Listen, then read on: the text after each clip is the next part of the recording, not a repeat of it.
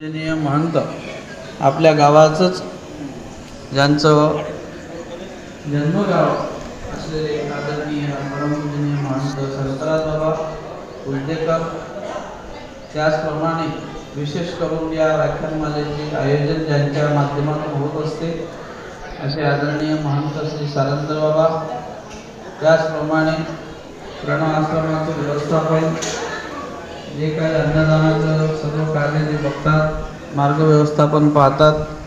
मी तर फिरस्ती असतो, पण लहान बाबा होते, मोठे बाबा असताना सुद्धा लहान बाबा पाहायचे, तुम्हाला सगळ्याला माहीत आहे.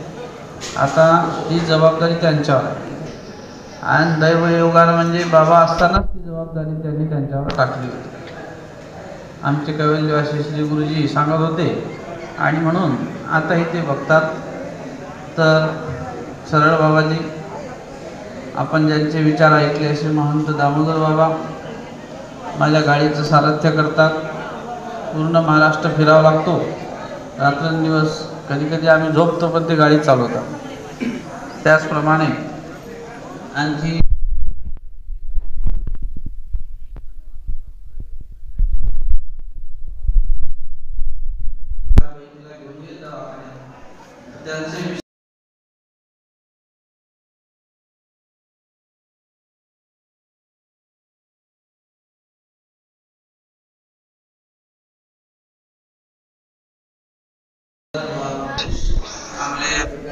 त्यांचे आमचे विनयी दादा बाबांची सेवा ज्यांना घडलेली आहे, सेवेला काही मोल नसते, आहे की नाही.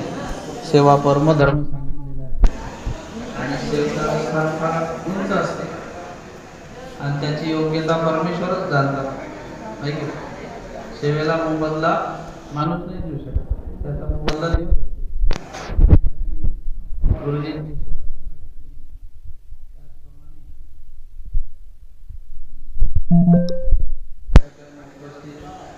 आता बरेच जण नाही याचं नाव, रोहित दादा, सुदीप दादा, प्रवीण दादा, गौरव दादा. गौरवचे विचार ऐकले आपण, ऐकले ते असे कधी मध्येच बोलतात. नेहमी बोलायची सवय ठेवली पाहिजे, कारण समाजाला प्रबोधनाची गरज आहे आणि म्हणून ज्याच्याजवळ जो गुण आहे तो गुण आपण उपयोगी आणला पाहिजे, असं देवाचंही म्हणणं आहे. आमच्या गुरुजींचंही म्हणणं असायचं, कोणी नवीन असला का बाबा म्हणायचे त्याला बोला, नवीन माणसाला उठून उभं करायचे बाबा, म्हणजे बोलण्याचं धाडस येते आणि त्या बोलण्यामध्ये एक निष्काम निर्हेतुक भाव असं प्रतिपादन समाजापर्यंत आपलं पोचलं तर त्याचं कार्य देत्या घेत्या उभयाला लाभ असतो. कुठल्याही बोलत असताना एक जी परमेश्वराची समदृष्टी आहे ती समदृष्टी त्या व्याख्यात्याच्या बोलणाऱ्याच्या मुखात असली पाहिजे. त्याचं तेव्हा निष्काम निर्हेतुक निरूपण होत असते, अशी आमची परंपरा सांगते. आणि म्हणून अशा व्याख्यात्याच्या माध्यमातून तो व्याख्याताच एक ईश्वराचा प्रेरक असतो, कारण त्याच्या जवळचा तो सांगत नसतो. ईश्वराचा विचार जर समाजाला द्यायचा असेल तर फक्त तो दुवा आहे सांगणार, पण विचार ईश्वराचा आहे. म्हणून तो परमेश्वराचा विचार आणि तो श्रोता एकमेकाशी तो संलग्न करणे, त्याचा धागा त्याच्याशी जोडून देणे, त्यासाठी दुवा असलेला तो व्याख्याता असतो. आणि अशा प्रकारे व्याख्यानमालेच्या माध्यमातून तो दुवा साधण्याचं काम महंत सारंतर बाबा आणि तुमचे गावकरी सगळे मंडळी यांनी दिलेलं सहकार्य, या माध्यमातून ही व्याख्यानमाला आपली चालू आहे. आता माझं जेव्हा जेव्हा मार्गदर्शन लागते तेव्हा ते घेतात आणि कष्ट ते दोघं जण करतात. महंत दामोदर बाबा आहेत, सारंतर बाबा आणि स्थानिक आज व्याख्याताचं भजन पूजन, अन्नदानाचं नियोजन महंत सळ बाबा करतात. व्यवस्था आपण प्रास्ताविकात ऐकलं त्यांच्या की गुरुजी गेल्यानंतर सुद्धा काही व्यक्तिमत्वांचं जे योगदान असते ते माणसं घडण्यासाठीच असते आणि ज्यांचं अदृष्टरूपी योगदान आहे ते आपोआप देव त्याचं त्या पद्धतीत कार्य पुढे नेत असतात. असं बाबांच्या जीवनातही मी फार लहानपणापासून बाबांचं संविधान केलं आणि मला बाबांची अंगलक सेवासुद्धा खूप घडलेली आहे. म्हणजे मी माझी स्तुती करणं चुकीचं होईल, पण लहान असताना त्यांच्या सेवेत मी नेहमी राहायचो, हे सगळ्यांना माहीत आहे. मग मी प्रवासात असो, घरी असो, आणि ती मला एक व्यक्तिगत आवड होती. त्यांनी सांगावं आपण करावा हा भाग वेगळा, पण सेवेची आवड असल्यामुळं किती जरी दुर्गष्ट कठीण असलं तर ते नाही म्हणायचं नाही, होच म्हणायचं. भलेही त्यावेळेला दुसरा कोणी सहकारी भेटतो, पण त्यामध्ये त्याची जी सुरुवात असते ती मात्र आपण त्या ठिकाणी हो म्हटलं, अनेक प्रकारे आपल्याला पुढे सहाय्य होत जातं आणि त्यामधून ते काम पूर्णत्वास जात असतं. याचा अनुभव आपल्याला त्यामध्ये सुद्धा येतो. श्री नागदेवाचार्यांच्या माध्यमातून जेव्हा स्वामींना सांडवा बांधायचं काम पडलं, तर त्यावेळेला स्वामी म्हणतात की हे सांडवा बांधायचा म्हणजे खोल पाण्यामध्ये पूल बांधायचा. पण तिथं पाणी एवढं खोल, उडी मारलं तर समजा मनुष्य खाली जाऊन बसलो तो वर येत नव्हता, इतकं खोल पाणी. पण त्याच्यात पूल बांधायचा जायसाठी पलीकडे नदीवर. भक्तीजनांना म्हटलं, भक्तीजन म्हणतात आमच्याकडून शक्य नाही. मग स्वामी नागदेवांना म्हणतात तेव्हा ते हो म्हणतात. त्यांनाही माहिती आहे काम, पण ज्या अर्थी देव सांगतायत ना त्या अर्थी काहीतरी असतं.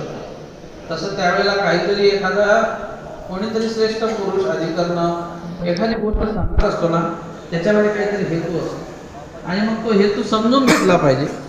जरी होत नाही ते काम तरी त्या ठिकाणी तात्पुरतं का होईना होकार दिलं पाहिजे, तात्पुरतं काय ना हो म्हटलं पाहिजे. नंतर होत असते त्या गोष्टीचा उपयोग.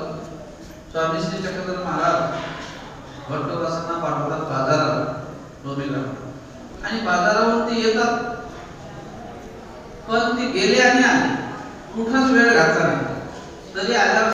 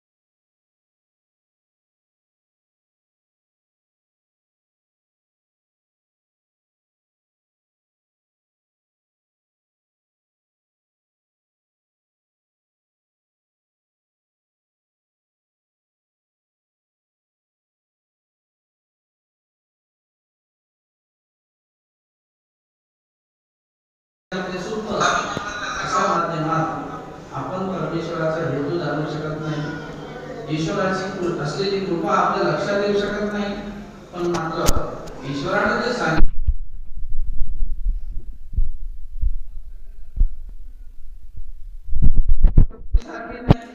सगळ्यांचे अधिकार सारखे असतात, सगळ्यांच्या ठिकाणची पात्रता सारखी नाही. कोणाला झोप 8 घंटे लागते, कोणाला 5 घंटे, कोणाला 6 घंटे, कोणाला 10 घंटे लागते. 10 घंटे झोपणार स्मरण करेल, अधिकार सारखा नाही ना. कोणाची पटकन 5 घंट्यात झोप होऊन जाते, म्हणजे घरात देवालाही देतो तो स्मरणाचा. परंतु देवाने सांगितले की स्वभाव मानते. हे जे शरीराचे अष्ट स्वभाव आहेत ना, क्षुधा, पिपासा, मल, मूत्र, शीत, भय, आणि जो साधक असतो त्याच्या सदा सर्वदा मुखात नाम असलं पाहिजे. त्याला सवयच करता आली पाहिजे नामाची. उठता बसता चालता बोलता ध्याता सदा सर्वदा मुखी नाम असावे. त्यामुळं भट्टोदास अष्टोत्तर स्मरण देखील लावतात देवाचे. कशामुळे लावतात की ध्यासच नित्य नियमानं देवाचा मुखामध्ये स्मरणाचा आहे. चालता बोलता उठता झोपता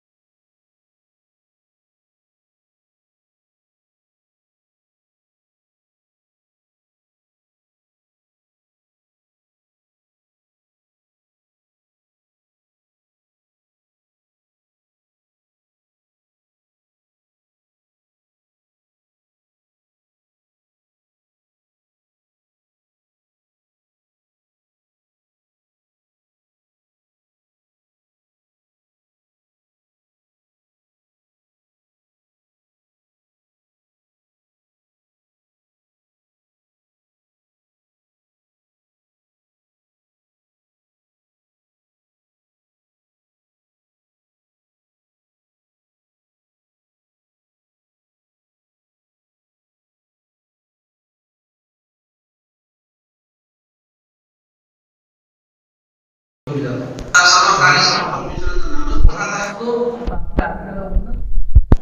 असतो तो ईश्वराकडे आपली वाटचाल करतो, नरकापासून जीवाला सोडवितो. अशा प्रकारचं अमूल्य तत्वज्ञान स्वामी श्री चक्रधरांचं आहे. स्वामी म्हणतात, येथेही प्राणी जनता धावे निवावे के. बाईसा एकदा स्वामींच्या दर्शनाला भक्तीचे देतात आणि आल्यानंतर स्वामींना खूप भक्तिजनांविषयी दिलं पाहिजे. देण्याचं दातृत्व करण्याचं द्वार परमेश्वराचं असते, साधवंताचं असते. तो निर्वैर सर्व मनात उतरते. तो कोणाच्याही मनात निर्वैरपणाचा भाव असला पाहिजे. ही ईश्वराची आपल्याला आज्ञा आहे. कोणाचा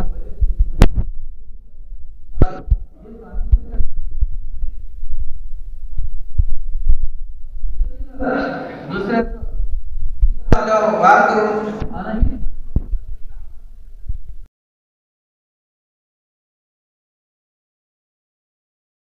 आपण म्हणू आणि तुम्ही जर त्याच्यासारखे दोषून झाले तर स्वामी म्हणतात, भांडते दुर्याने. तुम्ही तुमची भक्ती कुठे गेली, तुमचा धर्म कुठे गेला, तुमची चर्या कुठे गेली, तुमचं ईश्वर भक्ताचं नातं कुठे गेलं. तुम्ही जर त्याच्याशी भांडायला गेले तर परमेश्वर भक्तीत नाही. आणि तुम्ही त्याच्यासारखे होऊन जर त्याच्यासारखे घेत असाल झालं, तुमची भक्तीची पायरी वाढलीच नाही. म्हणून परमार्गामध्ये वेद, बोध, अनुसरण असे टप्पे आहेत. नुसतं समजा अनुसरण हे नुसतं कपड्याने होणार नाही. तुमच्या चर्येमध्ये त्याचा जो टप्पा आहे तो वाढला का नाही. अवसर काळ, मंगळ काळ आपल्याला त्या ठिकाणी राखता आला पाहिजे. अवसर काळामध्ये ईश्वराचं सन्निधान नाही आपल्याला काही येत, पण त्या काळापुरतं काळाने संयमित होता आलं पाहिजे. जे काही परमेश्वराने आपल्याला वेळ नेमून दिलेली आहे, सकाळ संध्याकाळ दुपार झालं पाहिजे. त्या परमेश्वराच्या त्या ठिकाणी आपण झालो पाहिजे, तर त्याचं फळ मिळेल, तर त्याची साधना तुमच्या अंतःकरणात रुजेल. आणि म्हणून ही मार्ग व्यवस्था सुद्धा अशा पद्धतीत गुरुजनांच्या आशीर्वादाने, प्रसन्नतेने पुढे चालत असते. आज आपली ही सुद्धा ईश्वर व्यवस्था पाहता आपण या गावामध्ये कैवल्यवासी ओंकार आजोबा, वर्धनस्थ श्री मोठे बाबा, त्यानंतर बाबा, हा सगळा दिनक्रम तुम्ही पाहिलेला आहे. या गावाच्या लोकांनी कितीतरी मोठे मोठे महान सत्पात्र अधिकारी या गावात राहिले. त्यांच्या सानिध्यामध्ये समजा अनेक काळची जुने यजमान घडलेले आहेत. ईश्वर भक्तीची परंपरा त्यांनी पुढे इथपर्यंत आणली. इथून पुढे तुम्हाला न्यायची आहे. मग तुमचा ठिकाणी असलेला देवधर्म, मी कालच त्या दिवशी माझ्या प्रवचनात सांगितले की नवीन पोरं तर सगळे गेले नोकरीला, म्हणजे तुमच्यापासून बाजून आहेत ते. पण त्यांचे सुद्धा संस्कार तसेच असले पाहिजे की ईश्वर धर्माच्या ठिकाणी वृद्ध करणार. तो धर्म पुढे चालला पाहिजे. सुनांना उपदेश दिले पाहिजे, नातवंडांना उपदेश दिले पाहिजे. त्यांनी आपलं ईश्वराचं नाम घेतलं पाहिजे. पहिल्या दिवसाची व्याख्याता ती बाई ग्रस्त बाई होती. किती हितोपदेश केला तिने तुम्हाला. सांगितलं की बा देवाचं नाम तुमच्या मुखात जर नसेल तर काय आहे. जशी एखादी स्त्री तिला मूलबाळने ती वांजाला गेली, तसा तुमचा जन्म निर्फळ गेला असं समजायला हरकत नाही. तुम्ही म्हणता की मूलबाळने हे वांज झालेली बाई आहे. एखादं झाड आहे, तिला जर फळच नाही आलं ते वांजाच गेलेलं झाड आहे. तसं ज्याच्या मुखात देवाचं नामच नाही, स्मरणच नाही, धर्मच नाही, त्याचा जन्म वांजच आहे. त्या दिवशी सांगितलं, स्मृतीस्थळात आलं. ती सकाळीसा म्हणते, विऊनिया वांज झाली ओ माय पुत्रण धरीची पाय गोविंदाचे. मी जन्म घेऊन वांजाच गेल्यासारखी. का? माझा पुत्र म्हणजे मुलगा गोविंद म्हणजे परमेश्वराचं नाम घेत नाही. मी उपदेशी आहे, वासनिक आहे, देवधर्म करते, पण माझं परंपरा पुढे चालण्यासाठी देवाचं नाव माझ्या घरात नाही ना. ती परंपरा कोण चालवायची. आणि म्हणून मी वांझाप्रमाणेच मला स्वतःला समजते.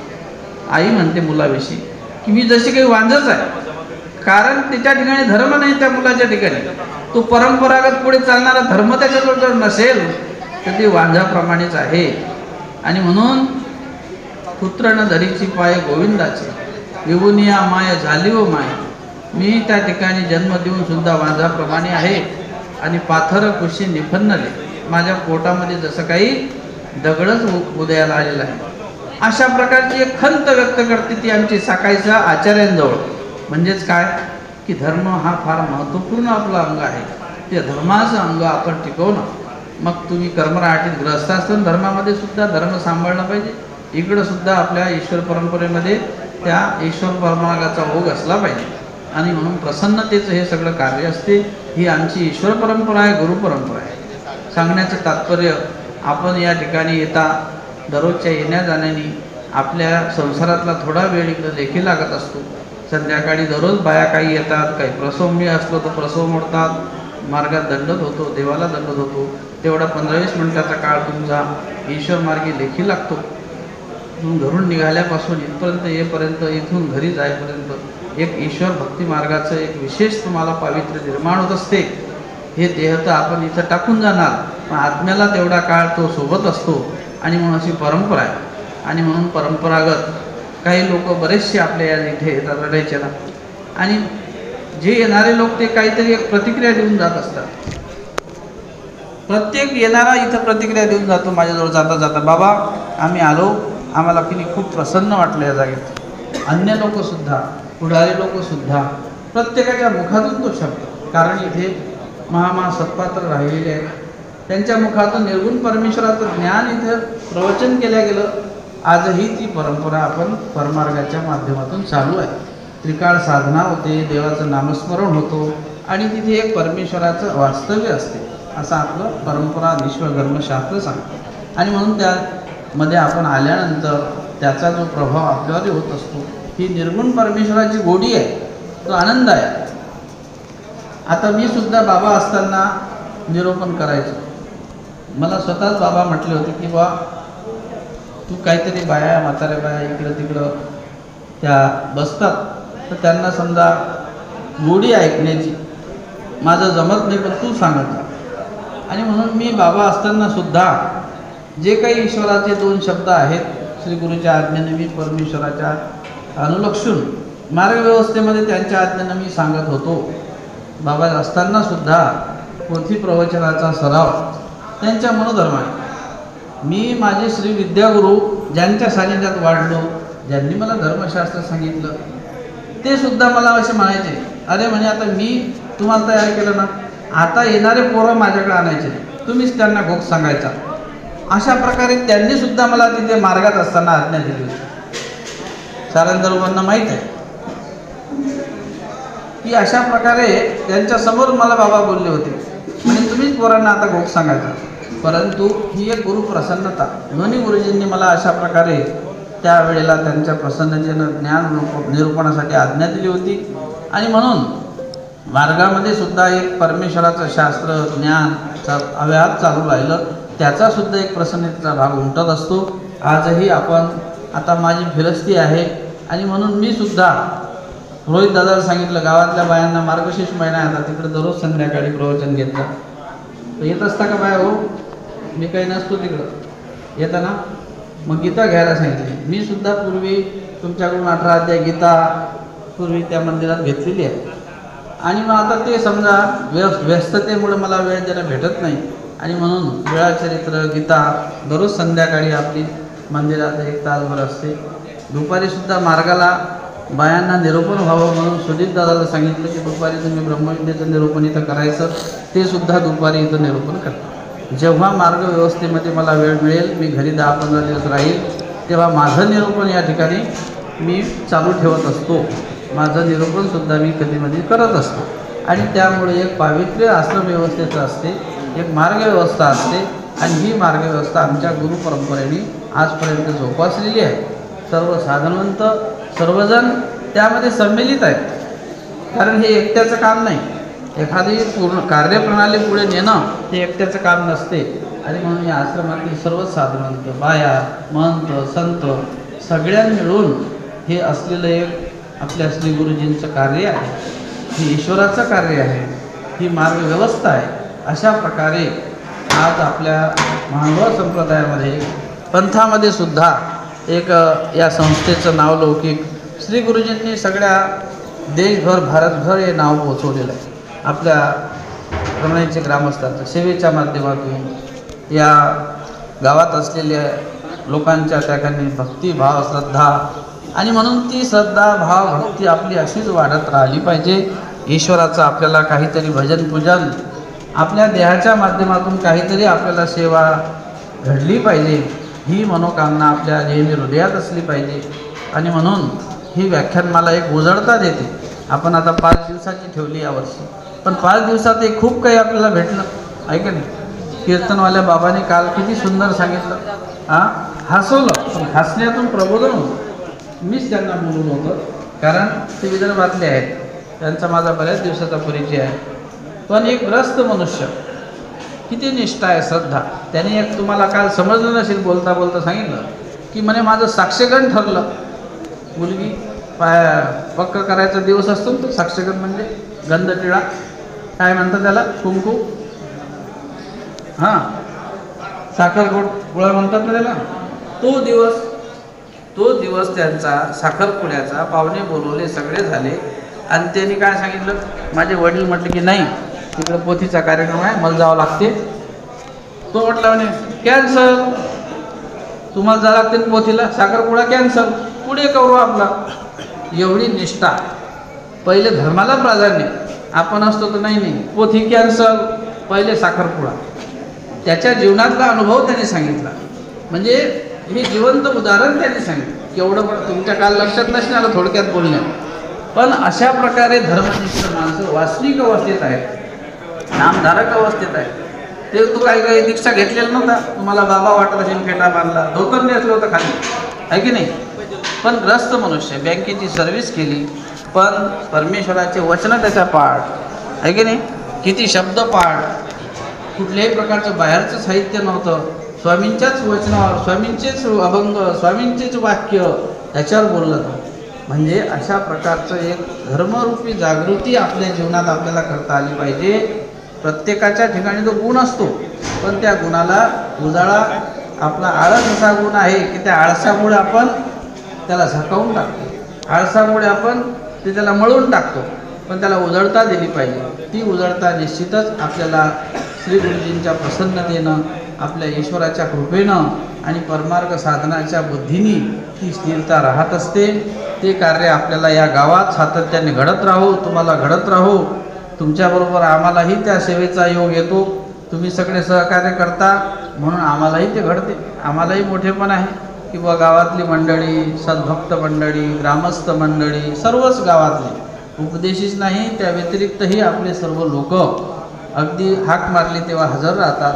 तुमच्या निमित्तानं, आमच्या निमित्तानं ही ईश्वर मार्गाची आपल्याला परंपरा या गावात अशी अव्याहत चालू आहे, पुढेही चालूच ठेवायची आहे. आणि म्हणून गावातले सुद्धा अनुसरलेली मंडळी आहे, ज्येष्ठ श्रेष्ठ आहेत. आपल्या गावातसुद्धा आमचे शालिकांना आबा डॉक्टर आहेत अनुसरलेले, अनेक गावातले आता मंडळी अनुसरलेली आहे.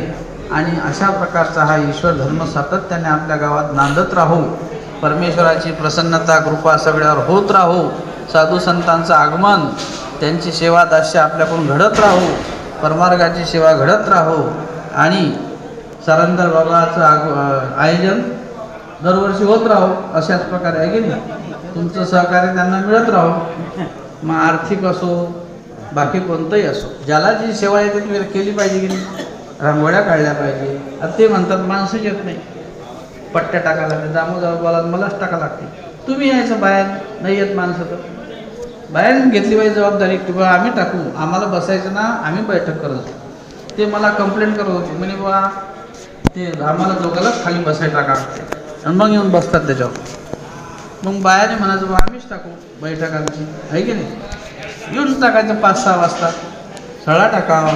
त्या दिवशी मी चाललो, 2-4 बायाला म्हटलं किती आळशी बाया तुम्ही, इथं बा काट्या बोराट्या झुडपं झाडपं उगवले. म्हटलं आपली व्याख्यानमाला होणार आहे, तो परिसर स्वच्छ करायचा, रांगोळ्या काढायच्या. त्या परिसरामध्ये येताना आश्रमापासून त्या व्याख्यानमालेपर्यंत व्याख्यानाला आणतो आपण, तिथपासून रांगोळ्या काढावं. 2-4 माणसं, 2-4 पोरी इकडून तिकडून एखादा कळस घेऊन त्या व्याख्यानाला आणलं पाहिजे. जेवढं आपण केलं तेवढं करू शकतो ना, तिचं काम तुमच्या हाती आहे ना. आमची कल्पना काम आहे, पण त्या व्याख्यानाला किती वाटेल. समजा बाबूराव बाबासारखे माणसं आपल्या गावात आले, इथून जर त्यांना नेलं असतं पण वाजवत तर. आता पहा, उदाहरण सांगतो तुम्हाला. मी लोणखेड्याला आमचा कार्यक्रम झाला, सगळे साधू संत हजारो लोक होते. पण ज्या ठिकाणी प्रवचनाला जायचं त्या प्रवचनाला मला पालखीत बसून तिथं नेत होते ते तरुण. पालखीत बसून मी सांगितलं बाबा देवाला बसवा, मी बसणार नाही पालखीत, परंतु भाव असतो आपल्यावर आहे. ती यजमान लोक विचारायचं सारंदर बाला असे नुसतं पुढे पडायचे, पालखी धरायला बी वाजवायला बी करायला बी, आहे की नाही. म्हणजे आपण जेवढं करू तेवढं कमीच असते. आणि ते केलेलं तुमच्या आमच्या कोणासाठीच नाही, ते देवासाठी करायचं आहे. ते तुमच्या आत्म्यासाठी जीवात्म्यासाठी होणार आहे तो लाभ, तो तुम्हाला आहे ना आम्हाला आहे. मी तुम्हाला सांगतो असं नाही, आमचाही त्याच्यामध्ये उत्साह असला पाहिजे, आमच्याही साधुवंताचा उत्साह असला पाहिजे. आम्ही नुसतं जेवून बसतो तिथं, आम्हाला सांगावं लागते अरे हे करा रे ते करा रे. सगळ्यांचं हे कार्य आहे, सगळ्यांनी केलं पाहिजे. आणि त्यामधून आपल्याला एक ईश्वर भक्ती मार्गाची वाटचाल चांगल्या पद्धतीने पुढे होणार आहे. तीच वाटचाल आपण आपल्या परंपरेनं चालू ठेवणार आहोत. आणि म्हणून आज या ठिकाणी हा समारोपीय कार्यक्रम, त्यानिमित्ताने ही धर्मसभा. आणि मी काही या फारसा काही कार्यक्रमामध्ये काही माझं काही विशेष योगदान नाही, पण तरीसुद्धा या सगळ्यांनी हा कार्यक्रम तुम्ही सगळ्यांनी घडून आणला आणि त्याचं श्रेय माझ्याकडे दिलं. परंतु ते श्रेय देवाचं आहे, आपल्या गुरुजींचं आहे असं समजून मी माझे समारोपीय 2 शब्द या ठिकाणी संपवतो. सर्वात श्री